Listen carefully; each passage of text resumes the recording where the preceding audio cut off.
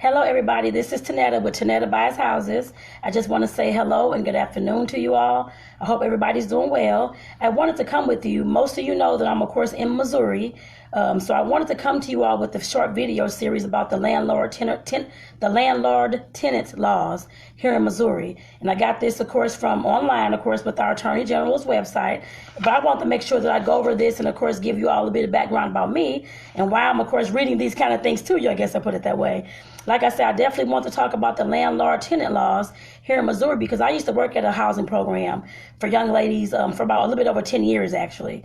I did the transitional housing program with the admissions and things like that. And then I ran the apartment program, the apartment building, for about 4 to about 6 years, actually, I think it was.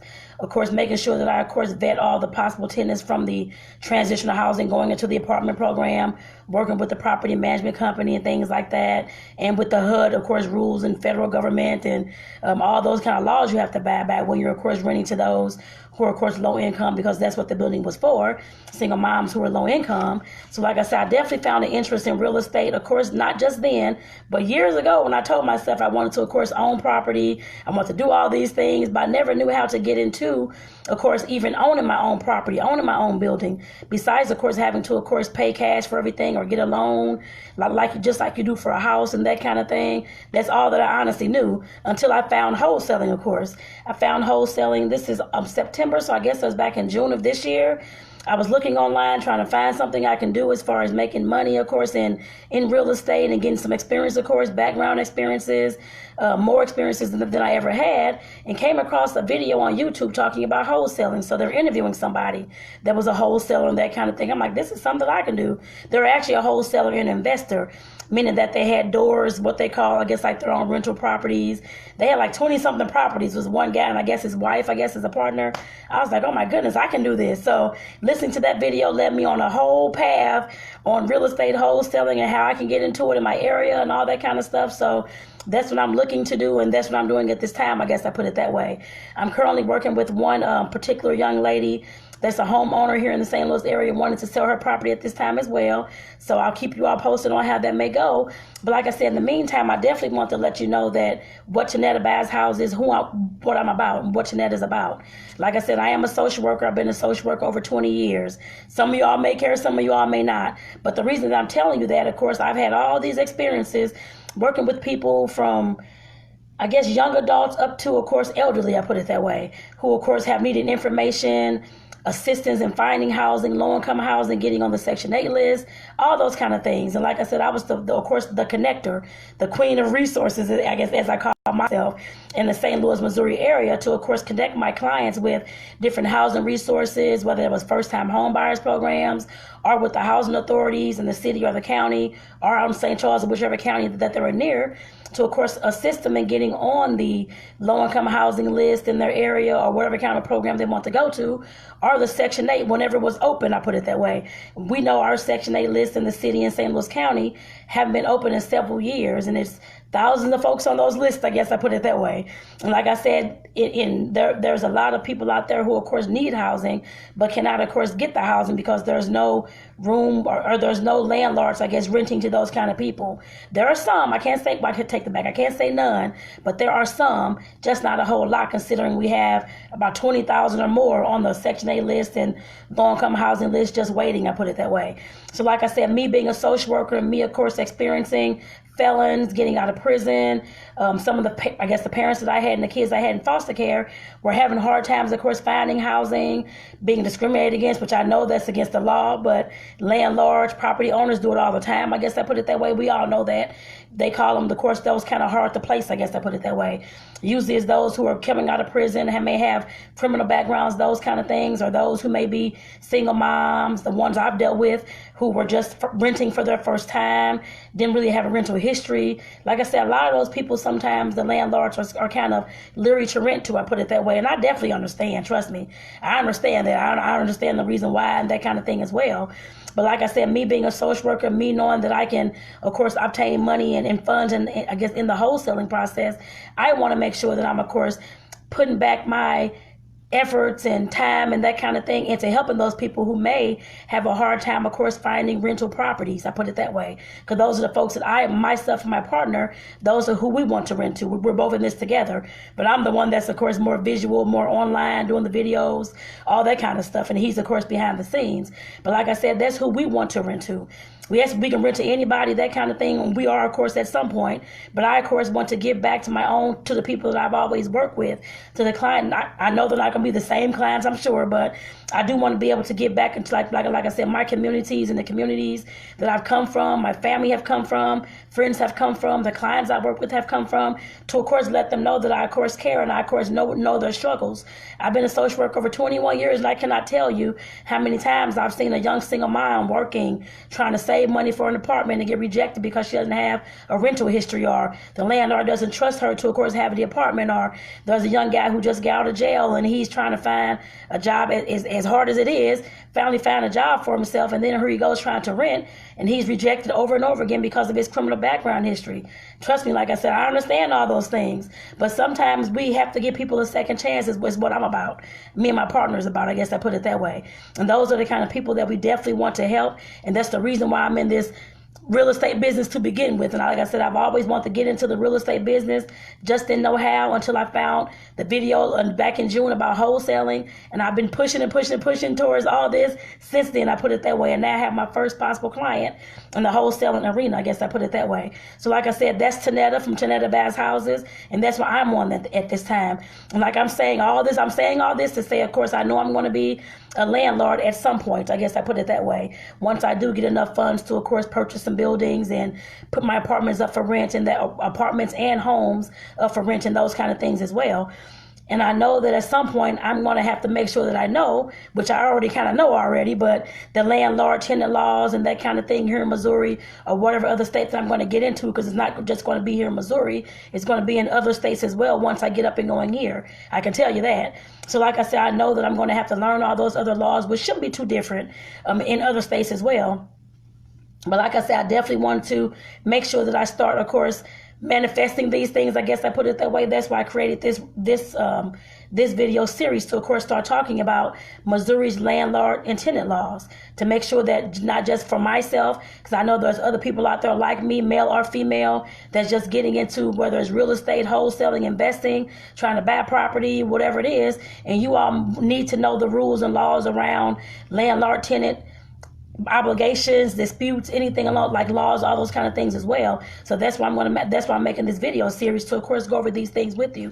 Like I said, I actually used to teach my young ladies in the transitional housing program about these laws, and for years, I guess I put it that way, so they can know when they get out on their own what to expect and that kind of thing, and what they need to do as far as being a renter, and what to, of course, expect from the landlord being a landlord. So with all that being said, I'm going to finally go ahead and get started. So I just want to make sure that you all know who I am, or somewhat who I am. I guess I put it that way, and please feel free to ask me questions. I do not mind.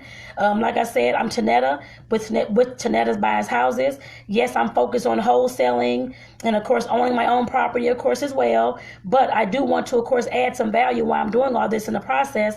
And I know me loving to teach and talk on video and do all these things, sometimes funny things on video as well, in a teaching matter. But like I said, I definitely want to make sure that I'm providing some value to those who are out there in the world of looking to get into real estate and wanting to have their own doors or apartments or houses, that kind of thing, to rent out to people, but you have no idea what the actual laws may say or what they are. I want to bring that to you all so you all can know what that is and educate yourselves on it. And like I said, this first one is talking about landlord tenant laws, and it's talking about the general obligations of both the landlord and the tenant. And I'm actually going to read this straight from the paper and give my own 2 cents as well, just to let you all know. The first little section is talking about landlord-tenant disputes are a common occurrence in the renting process. And yes, they are. I can't tell you how many times that, of course, I wasn't the property manager. I was the property overseer, I guess you can say, of the young ladies to, of course, vet them, bring them into the program and the apartment program, and to make sure that they're fitting the criteria. And I can't tell you how many times our program and the young ladies, of course, we had so many disputes about different things before we even got to the management property, I guess, portion. So like I said, you're definitely going to have some disputes along the way, but it's best that you know those now and how to deal with those now.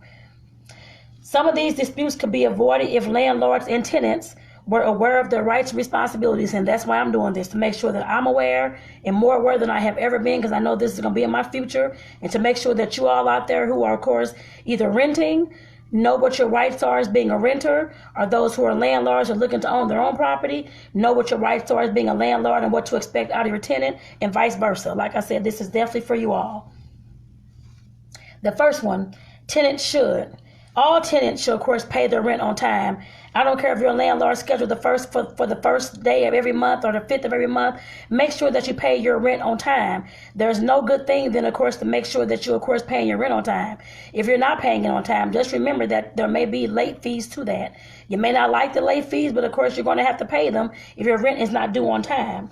You can always mail it a week beforehand or 2 weeks beforehand, however you want to do it, but just make sure that you set your own time period along, of course, for those renters, along with your paychecks and whenever you get your pay and that kind of thing. Make sure that you're setting your payments up to, of course, meet the deadline for when your rent's due. So, of course, if you get paid on the 15th and the 30th of every month, you don't want to send the paycheck out on your rent check out on the 30th. It's going to be late. It may not even get there on the 1st. So, like I said, you definitely have to make sure that if you want to take the money from the check on the 15th and go ahead and get the money order, get the check, or have your landlord want your funds, well, either in check or money order form, and go ahead and send that to that person with the check on the 15th. You can always do that. It'll be early, that's fine, but you'll always know that when you get your 15th, I guess like the 15th of the month check, that your rent is due, and you go ahead and pay it then, so you will not be late and be charged any kind of late fees. You don't want to be paying out any additional money that doesn't have to be paid out. Make sure you keep that in mind, tenants. Tenants are renters, whichever one you want to say. This says tenants, but tenants mean the person who's renting the apartment. And the next one is use reasonable care and not damage the property. This means that any wear and tear that, of course, you've been there 5 years and the carpet's getting run down, that's to be expected. But if there's anything like holes in the wall, you didn't try to putty up walls, or you broke the pipes in the bathroom, or your kids to flush toys down the toilet, or whatever it is, or you didn't pour grease down the drain in the kitchen, that's your fault. That's not on the landlord. Yes, they may still fix it, but they may charge you for that. So make sure that you keep in mind that you cannot destroy anybody else's property. That's not your property. Somebody has to fix that. It's going to be on you, I guess I put it that way, especially if it's something that you, of course, broke, your kids broke, or if your guest was there, somebody you had there broke, whatever it was, you have to pay for those things. That's not your landlord's responsibility. It's your responsibility. So definitely keep that in mind. And this goes along with those college students as well. Those who are just going to college, I should have said that in the beginning. This is for you as well. You'll be first-time renters if you're getting your own apartment. You'll be tenants and renters, that kind of thing. So make sure that you're listening to this. And if you know anybody that's a college student or that's getting their apartment for the first time, make sure that you're sending this video and sharing this video out to those people. The next thing is properly dispose of the garbage. The landlord, you as a tenant, have to make sure that you, of course, have your own trash can. If you don't have one, Walmart may have one for $10. Or if the only thing you can do is get a trash bag and set it by your door, your back door, and fill it up with trash, if that's what you want to do, is I've seen that as well, then do that. Just make sure you don't have any animals going through your trash bag, that kind of thing, or your trash can. But you cannot throw trash all around your apartment and have it nasty and dirty. That is only breeding grounds for rodents and for insects and different like roaches and different things like that. So make sure that you're disposing your trash properly. Once the trash bag, of course, is filled up, or if you've thrown all kind of fruit, vegetables that's creating all these fruit flies in the house, and our meat that stinks and stuff like that, just go ahead and take it out that day. You don't even have to wait till the bag is full. Just make sure that you're taking it out and disposing of your trash properly. There are sometimes different trash cans in the alley if you have alleys, like we do here in the city. Some of them are for recycle. Some is for like the limbs and trees and stuff, like nature stuff, limbs and trees and things like that. Then the other ones are for trash. I believe it's the dark blue ones that's actually for trash here in the city. So like I said, definitely make sure that you're disposing of your trash properly and not just having trash sprawl out on your apartment. Like I said, the way I was always raised, as far as having your apartment clean and looking tidy, neat, up to par, Always have your apartment the way that the way that you'd have it if guests were stopping by. You don't want guests and family and friends stopping by and they're like, oh my God, come up in here like it stinks very bad. You got roaches all on the wall. You got rats on the floor because trash is everywhere. Nobody's going to, well, some people may, I don't know, but it depends on their standard of living. But majority of the folks are not going to want to come up in your house that's stinky, smelly, got trash all around the place. They have insects all in the house, bugs everywhere, rats everywhere because you didn't clean up. And the house is a mess. The dishes are dirty and it stinks. Make sure that you're keeping those things clean in your house. You have to have a sanitary place for yourself to live and clean air for you to breathe. And if you have children, they need the same thing as well. So make sure you all keep that in mind. And the next one, it says, refrain from taking on additional occupants. I don't know how many times, because of course, when I was, of course, overseeing the apartment, the 12-unit apartment building that I was, of course, working at, it's just like, okay, young ladies, I understand that you have guy friends and that kind of thing, but you cannot have these folks who are staying with you that's against your lease. Unless that person is written into your lease, they've had their background check or whatever kind of employment checks or whatever that landlord is calling for, they cannot stay on your property. I think I should have had that written down somewhere, but there's about, I think it's 30 days or less, I believe. I want to say that's what that said, that you can have someone staying with you that's not on your lease. Anything more than that, I want to say that that's the time limit, that they have to get out of your place. They cannot indefinitely stay with you. If you're going to have somebody come in and stay with you and you want to change your lease and you met a new man or a girl or whatever it is, make sure that you're making your landlord aware that so-and-so is moving in here. Ask if that's even possible, because you have no idea what the occupancy permit even calls for. If it's just an occupancy permit from the city that you live in for one person to stay in that apartment only, if you have two people staying there, that's against the city's codes and occupancy permits. So make sure that you're looking at those things for one. For two, your landlord has to agree with that person coming to stay with you. Not just that that they're going to come stay with you because you love them and y'all want to do this and that. That's not how life works. It may work like that in your head, but in real life, it does not work that way. So keep that in mind. You have to get permission for those things. If you're not getting permission for those things, the landlord can, of course, ask for you to leave that property. So let's keep that with a legal way. So make sure that you keep that in mind, that it's not your property. You don't own that. Somebody else owns that, and they have the right to tell you what to do in that apartment while you're there. So make sure that our house, so make sure you keep that in mind. And that also goes for occupants and our pets. I want to say that pets too, because some landlords do not agree with pets being in their property, because we know how pets can sometimes tear up the carpet if you have cats, tear up the sides of the wall if you have cats, or dogs chew on things. You're responsible for all those things. And some landlords do not want that in their property at all. So you want to make sure that you're talking to your landlord before you even invite any person or pet to stay in your property. I put it that way. If your landlord says no, tell that person no and move on. I put it that way. They can stay wherever they were staying, or you can find them some other place to stay if that's what you want to do. The next one, tenants should, okay, it had a second part, I'm sorry. Refrain from taking on additional occupants or subleasing without the landlord's written permission. Subleasing is when you don't want to stay in your house or your apartment anymore, so you want to let your cousin to come stay there and they finish paying out your lease. That's illegal if you're not talking to your landlord and getting permission for that. They definitely have to be on that lease as well, to my knowledge, unless something has changed. But you definitely have to get permission from your landlord in order to sublet that apartment. Some landlords do not even allow that, and some municipalities may not even allow that either. So you definitely have to talk to your landlord about that. Not just have your cousin come stay there and you move somewhere totally different, and you got somebody else staying there and that's paying the rent. And just to keep in mind, if they stop paying their rent, you're going to be responsible for that. You're going to be the one taking the court because you are behind on your rent, and the people you chose to have come stay there are not paying that. So you definitely have to make sure that you're having understanding with those people and your landlord. You all, as a threesome, talk about those things to make sure that, especially if your landlord is saying yes, they agree with that, but you have to make sure that you know you're still responsible for that apartment because your name is on that lease as well. So let's keep that in mind. So you cannot do that without your landlord's permission. The next set of obligations is for the landlord. It said the first one, landlords should make the property habitable before tenants move in. That means that all toilets should run, the water should be in working condition, hot and cold. There should be, of course, a refrigerator, stove that's working, that kind of thing in there as well, unless your landlord lets you know that you have to bring your own. Other than that, they're usually inside the rental units, usually they are. But like I said, if you have to bring your own, then bring your own. But like I said, it definitely has to be in working condition, not having any mold in the ceilings or leaky ceilings, leaky roofs, is all on the bed, water's dripping down. The landlord has to make sure that all those things are fixed before you move into that apartment. And you being a renter, you have to make sure that you, of course, are doing a walkthrough, an inspection of the apartment or the house to make sure that it's in livable condition that you're going to agree to move into. Because once you sign that lease, you sign on that line, that's your contract for the next year. You should have thought about those things before you even sign the lease, so you have to make sure you're doing your walkthrough. And landlords, like I said, you have to make sure that your property is definitely habitable, not anything that can cause somebody else harm that's moving in. But roaches, insects, rats, all those kind of things, if it's something like that, you have to make sure, of course, rats and insects, sometimes you can't in the cities. Sometimes you really can't avoid that sometimes, but you do have to make sure that you're exterminating every so many months, that kind of thing, and letting the tenants know that this may have been an issue in the past, but you are going to stay up on the extermination schedule, I guess I put it that way. You can say that,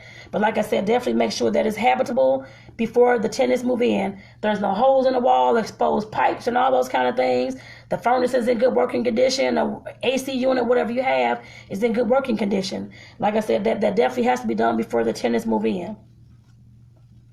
Landlords should make and pay for repairs due to ordinary wear and tear. Like I said, landlords, any ordinary wear and tear, of course, the carpet's getting ran down because your tenant's been there for a few years, that kind of thing, that's ordinary wear and tear. Like if your tenant, of course, her door over the years, sometimes it gets like a little bit loose, that kind of thing, or squeaky or whatever it is, that's ordinary wear and tear. Like I said, sometimes you're going to have a pipe burst or something like that the tenants have no idea is going to happen, and sometimes it just happens. That's ordinary wear and tear. Some of that kind of things happen. And like I tell everybody, and like my partner and I talked about, you always have to have money on reserve just in case your AC stops working, your furnace unit stops working, the roof decides to collapse, well, I guess a hole comes through or the ceiling falls or something happens, a pipe bursts in the wall. You always have to make sure that you have money on reserve to, of course, fix those things. I know I post on this page, actually, some of the costs of like the furnaces and the AC units, which can get up to the thousands. Make sure that you have money on reserve every month that you're, of course, collecting your rent and that kind of thing. Whatever money you have to put towards your mortgage still on that property, make sure that you're at least setting a percentage of that afterwards towards your, of course, like your little rainy day fund for your apartment building or your house, just in case something would go wrong, so that you can already have a lump sum of money that's sitting there waiting for you to, of course, pick it up, just in case the AC unit goes out in the middle of the night or something happens. So you can make sure you already have that money on reserve. So make sure you have the money, or like I said, money on reserve, and of course companies that you can call and you've connected with that's going to help fix that ordinary wear and tear. So just keep that in mind, landlords. And that's something that like I said, we talked about as well. The next thing, landlords should refrain from turning off a tenant's water, electricity, or gas. Those items should not be in your name, I'm assuming, unless you have it written in the lease somewhere where they're in the landlord's name. If not, you cannot legally turn those items off. They have to, of course, if the tenant wants to call and have them cut off for whatever reason, that's up to them. But you cannot, of course, cut those utilities off from your tenant because you're mad at them for some kind of reason, or you're trying to get back at them. That's very shady and very, very childish, I put it that way. If you have an issue with your tenant where you're frustrated with them, that kind of thing, you talk to your tenant and let them know what's going on.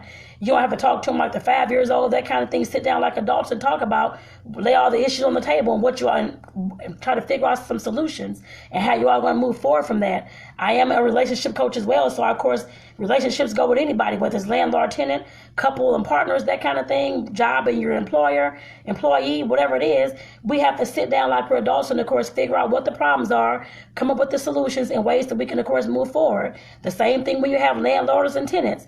You're always going to have issues, but by cutting off the electricity and gas because you think that's going to make them move out your property quicker, that kind of thing, that's not the right way to go. I don't know if you could be sued for that. I'm assuming on some level you probably could if somebody was to take you to court. But like I say, you definitely legally cannot do that. If you have an issue with the tenant, definitely make sure that you're already talking to that tenant and that kind of thing and let them know what's going on and what you expect out of them. Not just cut off their utilities because you want to push them out the apartment or you're getting sick of them or whatever. You cannot do that, landlords. Landlords should provide written notice to tenants when ownership of the property is transferred to a new landlord. I just had that happen actually last year. I was in an apartment, of course. I'm a renter as well. And like I said, one day I will have my own house. I know I posted that. That was in one of my first videos. But getting back to what I was saying, as far as when property ownership changes hands, when there's a new property owner taking over the property that the landlord's selling, you have to tell the tenants that because that's just out of course respect for that tenant, and let them know what's going on, the process, that kind of thing. It may take so and so amount of days or weeks or months or years or whatever it is. You have to let them know that's just good business, good for business. Never just sell a building and your tenants have no idea what's going on, and they're still sending paychecks. I mean, they're on paychecks, still sending their rental checks to you and this kind of thing. Things are getting confused. That is not good for business. You have to let that tenant know that you have sold the building and so is going to be their new landlord taking over the 1st of December, whenever it is, and your money's going to be, we're going to have to be paid towards whatever address, place thing. And the best thing is to, of course, bring that new landlord to, of course, meet all the tenants. I guess I put it that way, so they can know who they are, have a face with a name and that kind of thing as well. And then that person can, of course, give their process for when the rent's due, and they may have to sign a new lease. I don't know. Majority of the time, they have to finish out with that old lease until like the next lease cycle comes. Then that new landlord can, of course, either renew those leases, or of course give people 30-day notices to move. They have that right to do so because they're the new buyer of that property. So keep that in mind. So you don't want to set somebody up for failure, thinking they're going to spend like the next lease cycle there, the next year there, and all of a sudden they're being asked to leave because the building has switched hands and you never told them. So you definitely have to make sure that you tell people that, because when the new property owner comes about and they have these apartments, when those leases are up, they can have those folks move out of there. Like I said, you definitely have to have common courtesy and let them know that. And also the next one, it says landlords should not unlawfully discriminate. That means you all cannot discriminate for race, sex, any, I guess, income, well, not income, but any of those, I guess, handicap, any of those things. You're not supposed to discriminate against those things. But I know we live in a world where discrimination happens a lot. And I know there's landlords out there who do discriminate, I guess to put it that way. That's why I was making this video. I know there's some landlords who do discriminate against those who are getting out of prison. We all know that they need some place to stay as well, but there's sometimes they have a hard time finding housing. We know that there are some single moms out there or new apartment renters who are in college or whatever it is, just getting out on their own. Some landlords are skeptical at times to rent to them. There may be some landlords that may have elderly couple or elderly people that may want to move in, but they may be scared to rent to them because of their fixed income or because of they need a wheelchair ramp or whatever it is. You have to make your place accessible. If you plan on renting to these people, I'll put it that way. Just keep in mind that you cannot discriminate against anybody because of age, sex, religion, any of those things. They can call, of course, different people to, of course, handle their case. And the the legal services for Eastern Missourians, that's what they deal with tenants, renters. If you are having anybody that's discriminating against you as far as moving into property, you know that's the issue, of course, call the legal services of Eastern Missouri, and they can, of course, assist you. They're over on Forest Park in St. Louis City. I don't have the phone number with me offhand, but they are in St. Louis City over on Forest Park Boulevard. So make sure that you keep that in mind as well. And I will also talk about those kind of things in a later video. Excuse me, but with this, I just want to go over the general obligations that a landlord has and a tenant has when they're, of course, in the apartments, renting apartments, and renting out apartments. I hope that you all, of course, understood these things as well, and that you all can, of course, take something from this video that you can, of course, apply to yourself and your, of course, rental business and that kind of thing, or if you're a renter, so that you can know what's expected out of you when you are renting and moving into apartments and trying to talk to landlords about what's going on with the place and all those kind of things. So make sure you definitely keep those in mind. And then they have like a little box down here is talking about put it in writing. The best way to avoid later problems is to address issues in a lease. Put it in writing who has to mow the lawn, fix the clogged sink, or pay the utility bills. Make sure all those things are in writing. I don't care what the landlord verbally said. I don't care what the tenant has verbally said. It's not a legal statement, I guess I put it that way, if it's not in writing, if it's not something that you all can look at and say that you agreed to do so and so for the rest of the time that you're staying here. You can verbally say that, yes, But if it's not in writing, nobody has to do anything. So keep that in mind. It definitely has to be in writing. So with that, I want to say thank you all for tuning into my video. I am Tonetta again, with Tonetta Buys Houses. And like I said, I'm a wholesaler and a real estate investor who will, of course, have her own rental property at some point. I can tell you that. So once again, thank you for watching this video. And for those who catch the replay, I hope this video helped. For those who are, of course, renting and trying to learn the landlord-tenant laws and never knew. And for those who are, of course, becoming new landlords and property owners who do not know what to, of course, how to, of course, have their apartments, what it means to be a landlord, and what their obligations are to be a landlord. I hope this helps, of course, both of you all. And if you know somebody this can help, definitely forward this video and share this video with them, y'all. All right, thank you all. Have a great evening. Bye-bye.